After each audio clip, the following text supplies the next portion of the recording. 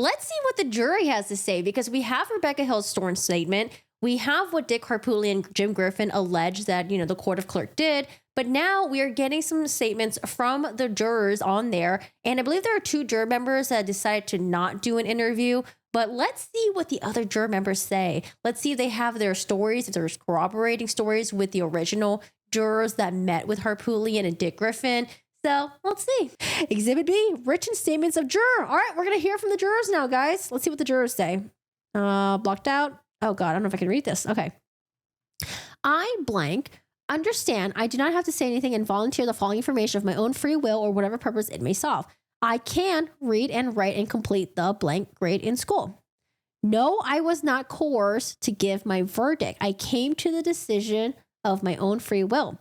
No, I did not feel anything was said to influence my decision making. I did not witness any private conversation pertaining to the trial and was not approached by anyone.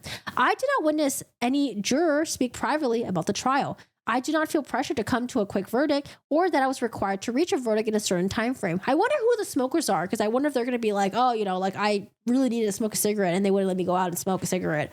What did you miss? You missed a body cam footage that we watched earlier. There's a body cam footage that we watched of a woman who was drunk and she was at trivia. Boyfriend called the police on her, saying that she was drunk and she stole money from him. And so the police pull her over. She's crying. She calls her friend to come help her at the scene.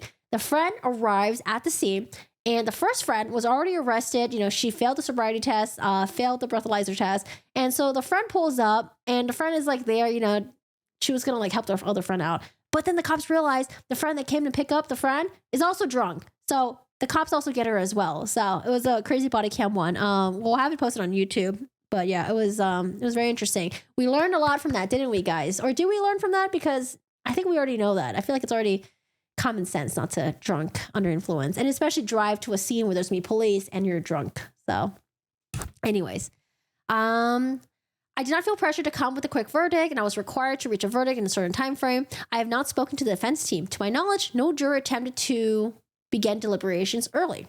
I have it signed. Juror 254. This was my very first time as a juror, and I found that this experience was very rewarding as a civic duty. During the time, we as a jury were treated with respect and received anything that we requested. The only time that I had interaction with anyone was through the bailiff. Other than one time when we as a jury was waiting to go into the courtroom and a comment was made to watch his body language.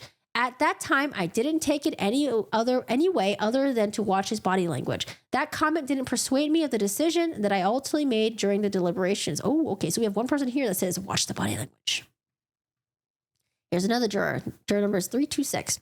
I believe that my interaction with Mrs. Hill, the court clerk, was limited to information from the judge or about important events such as graphic materials or how long of a break we would get. I do not believe she acted outside of her role as a court clerk and acted in a very professional manner. Juror number 530. I did not at any point feel pressure to make a decision throughout the trial, nor did anyone attempt to sway my decision by blank of any means of communication. At no point in time throughout the trial did anyone attempt to have a one-on-one conversation with me for any purpose. Oh, what does that say? For any purpose regarding the trial. To the best of my knowledge, here, oh God, what does it say? To the best of my knowledge, what does that say? Here was no court official. There was no court official or employee that questioned myself or other jurors regarding the trial or its outcome. To this date, I have not been contacted by the defense regarding the new allegations or other topics. Throughout the trial, I did not observe anything that I perceived to be unethical by any court employee. Juror number 544. While on the jury, Miss Hill never made me feel as though she was trying to sway me either way, innocent or guilty. Miss Hill spoke to us as a group in regards to what type of things we would like for snacks, breakfast, and lunch. Miss Hill mentioned if we were sequestered that we would be staying at a hotel and we would be given time to gather our things to stay at the hotel. She also stated that an agent or official offices would be with us the entire time. I felt she stated this to us as trying to keep us informed of what may or could happen. Oh, because remember, they're trying to say that she threatened that if the jury didn't make a deliberations quick, that they would be sequestered and they wouldn't be able to go home. But it seems like this juror is just saying, like, oh, she was just informing us, like, this would happen if this happens, and this would happen if that happens. So, gotcha. I was never made to feel pressure to say or do anything by anyone, court employees or co-jurors. I never witnessed any jurors going into a room alone with Ms. Hill. Juror 572. No, I was not coerced to give any answers. My decision was of my own. No court employees influenced my decision. I did not have any private conversation other than myself talking to Miss Becky Hill about me not using the stairs because of my knee injury. I did not witness any private conversation amongst other jurors. I did not hear or witness... what does that say? I did not hear or witness anyone or any court official stating to us, the jurors, that we should not listen to the witnesses or it shouldn't take long, etc. No one made me feel that I had to arrive to a quick verdict, and if I didn't, I or the jurors would not be able to leave. No one from the defense team ever reached out to me pertaining to the Murdaugh trial. Myra, the juror that was ejected from the trial, stated one morning on the van that her husband told her we're going to Moselle, and we told her no discussions. She tells us to say any of this. The clerk's whole job is to file documents and handle evidence. The bailiff gives directions to the jurors. All right, juror 589. Oh God, this one is, how am I going to read this? I was a member of the jury. When we would go to, guys, help me. Go back to the jury room, people would go to the rooms where they waited to set at where they wanted. People would go to the, oh my God, people would go to the rooms where they waited to set at, most of them stayed in the same room from the beginning. Miss Hill would come in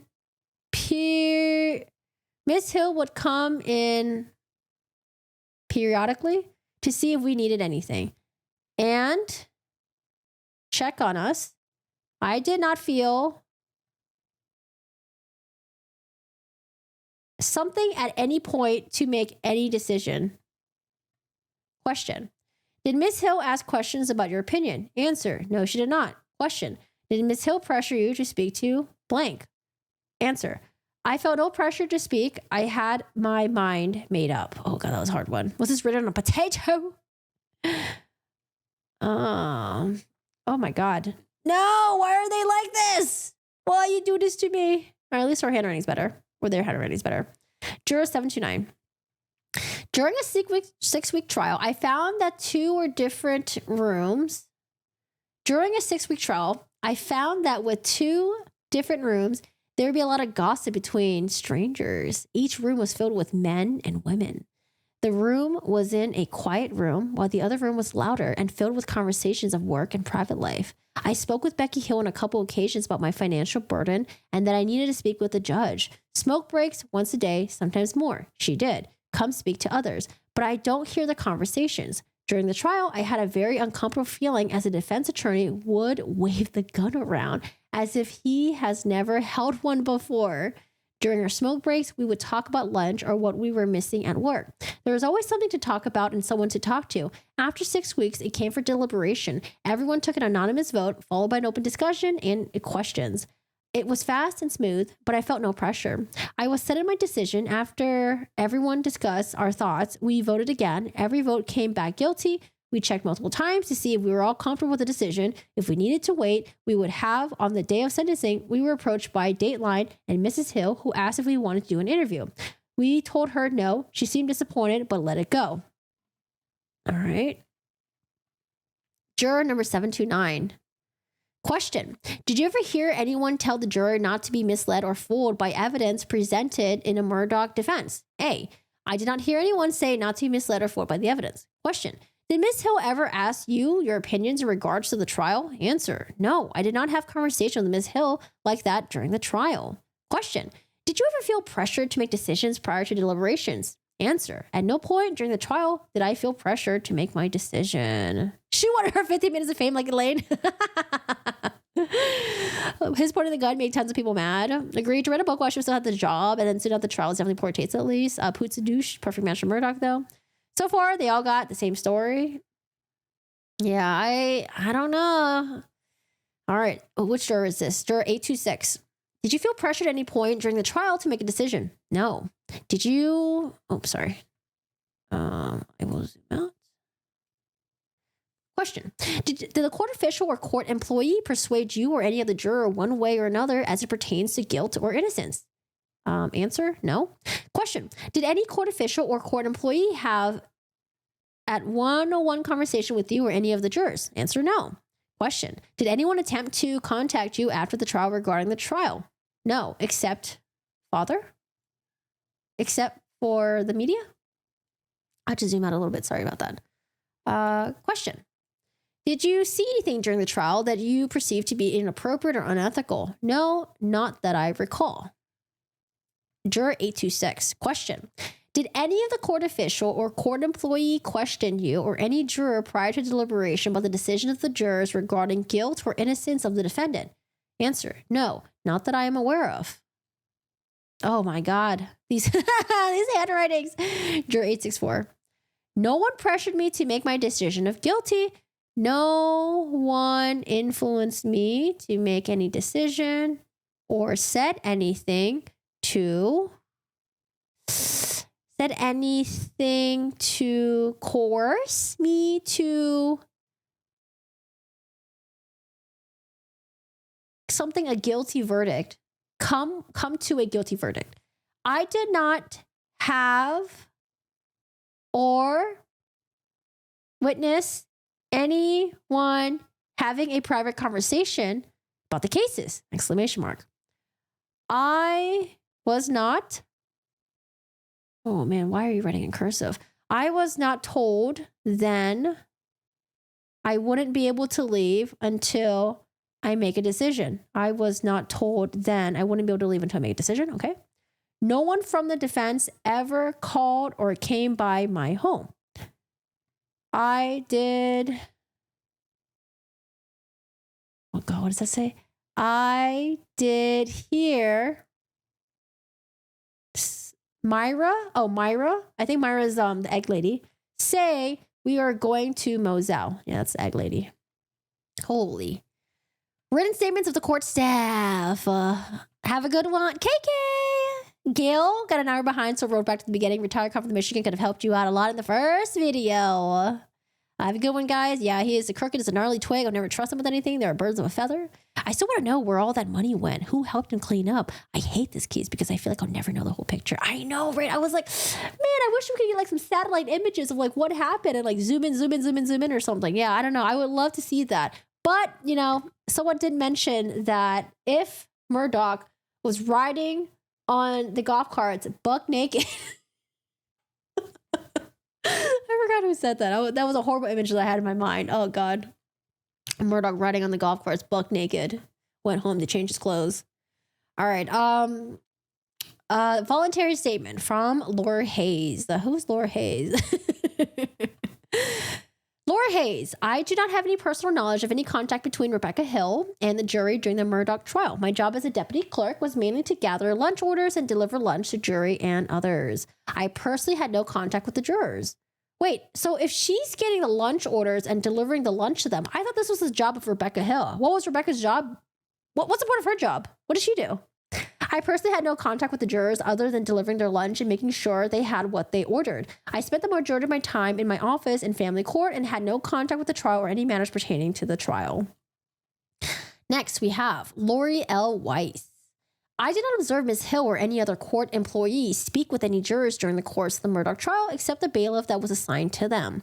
I was asked to look through the social media for a post regarding a juror speaking out. None was found. An apology post may or may not have been associated with located and given to Ms. Hill. Is this the bailiff? Let's hear from the bailiff. Oh, this is the bailiff right here. Willard H. Polk Jr. During the Alex Murdaugh trial, I served as the jury coordinator. Oh, not the bailiff? My responsibilities consisted mainly as being the primary interface between the jurors and the court official, like any medical or personnel issues, etc.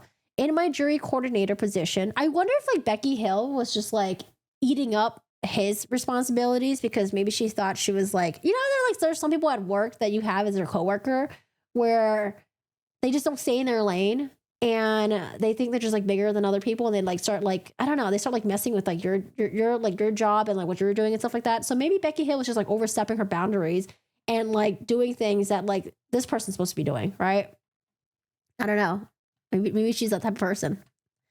In my jury coordinator position, I did not personally hear anyone, interface with anyone, and try to influence the jurors. I did not hear the court of clerk Rebecca Hill try to influence the jurors. My jury responsibilities kept me busy, and I didn't hear anyone try to influence them. This trial was very important for Alex Murdaugh and the Colleton County Courthouse, so I tried to keep everything professional and problem-free. The jury became like family after being together for 6 weeks. I have not seen or talked to any of the jurors since the trial. She couldn't stay in her lane. That power, being that elected official, that power. Ricardo, hi. 51 months. Tier 3 on Twitch. Thank you. Hi, Ricardo. How are you doing today? Poot and Jim better be careful. They made out with some charges themselves. Nah, I think they'll be fine. Didn't they try to file a motion for sanctions against Harpootlian and Griffin for the other case, the other fuckery they were involved in regards to the the insurance fraud and then the housekeeper's family. Like that was some fuckery that they were involved in. But yeah, they I think the motion for sanctions was denied. Hi Turbo. Hello. How's your day going? Yeah, take a balloon. Have a balloon. Question. Did you ever hear who is this? Oh, supplemental from okay, is this supplemental? Did you ever hear any court official, clerk of court, tell the jury not to be misled or fooled by evidence presented in Mr. Murdaugh's defense?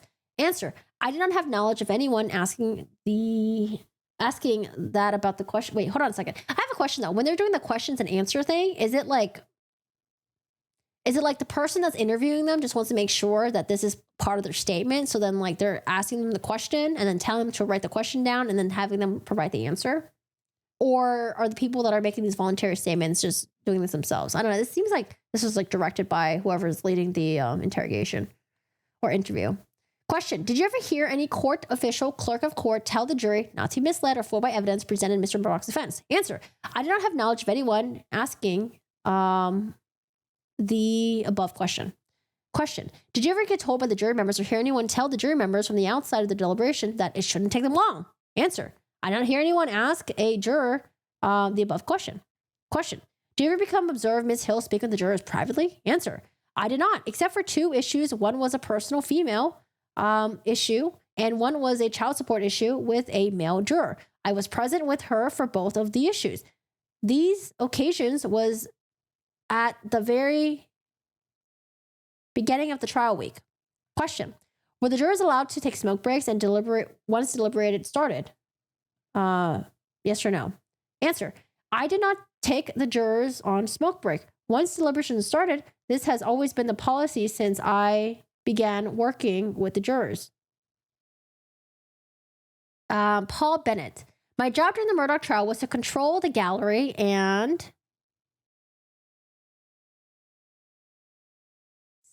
I don't know what that says. Sending them and the lawyers and the press in the proper place during trial. I, in no circumstances, seen anything inappropriate by Becky Hill. All I witnessed was a court of clerk performing the normal duties as a clerk. All right, that's all we got. 48 pages. We'll see what happens. We'll see what it says.